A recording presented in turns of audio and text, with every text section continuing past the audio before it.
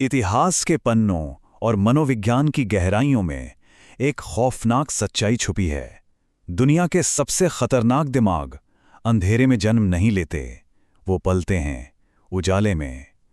जब एक बेहद शांत, अच्छे और परवाह करने वाले इंसान की बर्दाश्त की सारी हदें टूट जाती हैं, तो जो सामने आता है वो महज कोई गुस्सा नहीं होता, वो एक ऐसा मनोवैज्ञानिक बदलाव होता है जो किसी की भी रूह कंपा सकता है। डार्क साइकोलॉजी में एक बहुत ही मशहूर बात कही गई है। सबसे खौफनाक चीज वो राक्षस नहीं है जो अंधेरे में छुपकर बैठा है, बल्कि वो एक संत है जिसे बहुत दूर तक अंधेरे में धकेल दिया गया हो। जब अच्छाई को लगातार एक कोने में धकेल दिया जाता है तो अंदर ही अंदर एक डार्क मेटामॉर्फोसिस, एक खौफनाक मनोवैज्ञानिक रूपांतरण शुरू हो जाता है। अब आते हैं इस मनोवैज्ञानिक विश्लेषण के पहले हिस्से पर, अच्छाई का ढांचा। हमें ये गहराई से समझना होगा कि सहानुभूति या एम्पैथी असल में काम कैसे करती है। विज्ञान इसे मिरर न्यूरॉन थ्योरी कहता है। जो लोग बहुत ज्यादा एम्पैथिक होते हैं, यानी दूसरों की परवाह करते हैं, उनका दिमाग सिर्फ दूसरों का दर्द समझता नहीं है, वो सच में उस दर्द को महसूस करता है। एक न्यूरोलॉजिकल गूंज पैदा होती है। ऐसे लोग इस दुनिया के सारे जहर के लिए एक जीते जागते फिल्टर बन जाते हैं। किसी और की तकलीफ सीधा उनके अपने नर्वस सिस्टम में गूंजने लगती है। और इसीलिए एक बात बिल्कुल साफ है, अत्यधिक अच्छा होना, दयालु होना कोई कमजोरी नहीं है।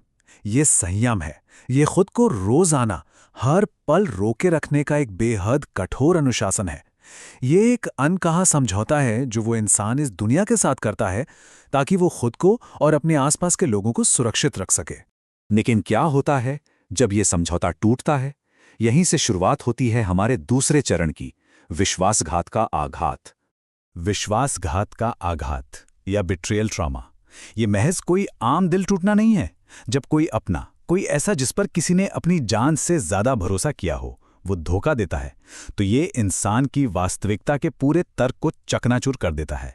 उनका वो गहरा मासूम विश्वास कि अच्छाई का फल हमेशा अच्छा होता है, एक ही पल में शीशे की तरह टूटकर बिखर जाता है। महान दार्शनिक फ्रेडरिक नीत्शे ने एक बार चेतावनी दी थी, यदि आप लंबे समय तक किसी खाई में झांकते हैं तो वो खाई भी आपके अंदर झांकने लगती है। जरा सोचिए उस खौफनाक मानसिक द्वंद्व के बारे में, जब एक अच्छा इंसान ये देखता है कि जिन लोगों को उसने अपना सब कुछ देकर बचाया, वही लोग उसके गिरने पर खामोश तमाशा देख रहे हैं। उस खाई में फिर सिर्फ अंधेरा बचता है। इस अंधेरे से जन्म लेती है हमारी तीसरी अवस्था, वो खामोशी जो चीखती है। स्टैनफोर्ड इमोशन स्टडी एक बहुत ही हैरान करने वाली बात साबित करती है। दबाई गई भावनाएं कभी वाष्प बनकर हवा में उड़ती नहीं हैं, वो सचेत या अचेत रूप से इंसान के नर्वस सिस्टम में जमा होने लगती हैं। ये अनसुना दर्द, ये लगातार हो रही अनदेखी अवचेतन मन के अंदर एक ऐसा अंधेरा और मजबूत किला बना लेती है जिससे फिर कोई भेद नहीं सकता।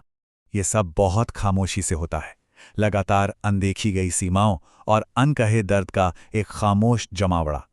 ये एक ऐसा खौफनाक अकेलापन है जहां इंसान दूसरों से जुड़ना ही छोड़ देता है। खुद को बचाने का एक बेहद ठंडा नपातुला कदम होता है, जहां वो अपनी ही भावनाओं की नसें एक एक करके खुद ही काट देता है।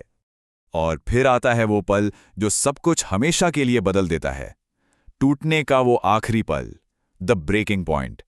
याद रखिए, असली खतरा कोई शोर, चीख पुकार या गुस्सा नहीं है। असली खतरा वो खामोशी है जिसके पीछे एक योजना होती है। जब एक अच्छा इंसान अपनी बर्दाश्त की आखिरी हद पार कर लेता है तो वो कोई बहस नहीं करता, वो समझाना बंद कर देता है, वो बस शांत हो जाता है और चुपचाप अपनी गर्माहट, अपनी परवाह दुनिया से हमेशा के लिए वापस ले लेता है। मनोविज्ञान की भाषा में इसे एनहेडोनिया कहा जाता है, गंभीर भावनात्मक थकावट। दिमाग का वो हिस्सा जो दूसरों का दुख महसूस करता था, जो दूसरों से जुड़ता था, वो उस भारी बोझ के तले हमेशा के लिए सुन्न हो जाता है। इसके बाद जो इंसान बचता है वो भावनाओं से बिल्कुल रहित एक बेहद सटीक और सर्जिकल फैसले लेने वाला व्यक्ति होता है। ये रातों रात नहीं होता। आइए देखते हैं इस गहरे बदलाव के वो 6 चरण कौन से हैं। इस खौफनाक मनोवैज्ञानिक बदलाव का एक तय रास्ता है। पहला, बिना सोचे समझे अपना सब कुछ दे देने का दौर। दूसरा, पहली बार महसूस हुआ धोखे का दर्द। तीसरा, उस दर्द का खामोश जमावड़ा। चौथा, इंसान के अंदर की गर्माहट का धीरे धीरे खत्म होना। पांचवा, वो आखिरी हद। और छठा, एक ऐसी ठंडी स्पष्टता जहां दुनिया की हर बात पर हाँ कहने वाला इंसान अब पत्थर बन चुका होता है। यहीं पर सबसे बड़ा मनोवैज्ञानिक विरोधाभास, सबसे बड़ा पैराडॉक्स जन्म लेता है। वे अपना नियंत्रण नहीं खोते, बल्कि उन्हें सब स्पष्ट दिखने लगता है। जब एक अच्छा इंसान अपनी हद पार कर लेता है, तो वो गुस्से में फटता नहीं है।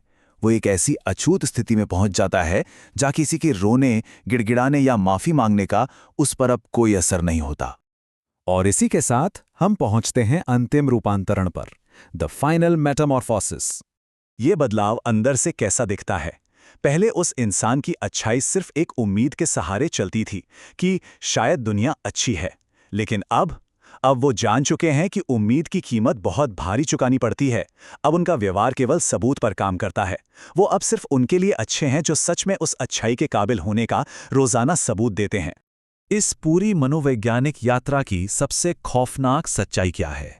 सच्चाई ये है कि उन्होंने कभी ऐसा बनना नहीं चाहा था। ये जो नया रूखापन है, ये जो ठंडा व्यवहार है, ये महज एक आईना है। एक ऐसा आईना जो दुनिया की क्रूरता, धोखे और खुदगर्जी को वापस दुनिया के ही चेहरे पर दिखा रहा है। अंत में एक गहरा और खौफनाक सवाल हमारे सामने खड़ा हो जाता है। एक सच्चे, साफ और दूसरों का दर्द समझने वाले दिल का हमेशा फायदा उठाने की, उसे हल्के में लेने की असली कीमत क्या होती है? वो खामोश, ठंडी और आर पार देखने वाली नज़र इस सवाल का सबसे खौफनाक और सबसे सच्चा जवाब है।